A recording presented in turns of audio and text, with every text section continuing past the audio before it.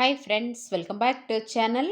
Friends, ఈరోజు మన వీడియోలో ఇండియన్ హిస్టరీలో భాగంగా పల్లవులు అన్న అంశం గురించి నేర్చుకుందాం. ఫ్రెండ్స్, పల్లవులలో మొట్టమొదటిగా వచ్చే రాజు సింహ విష్ణువు.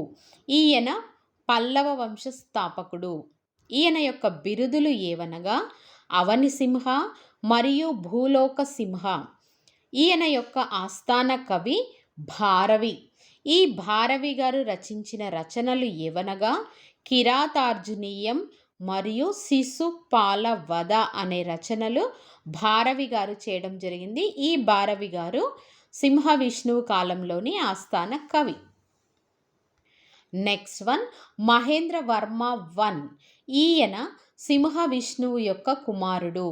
ఈయన యొక్క రచనలు ఏవనగా మత్త విలాస ప్రహసనం. మహేంద్రవర్మ యొక్క బిరుదులు ఏవనగా చిత్రకార పులి మరియు విచిత్ర చిత్తుడు.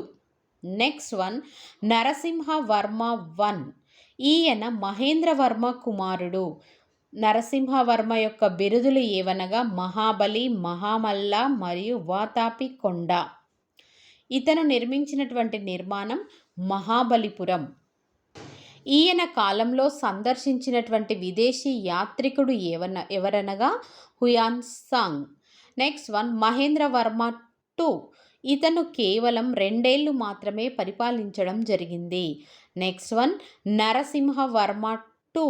ఈయన యొక్క బిరుదు ఏమనగా ఆగమ ప్రియ. ఈయన నిర్మించిన నిర్మాణం పేరు మహాబలిపురంలోని తీర దేవాలయం. Thanks for watching friends. Video నచ్చితే లైక్ చేయండి, షేర్ చేయండి, సబ్స్క్రైబ్ చేయడం మాత్రం మర్చిపోకండి. Thank you.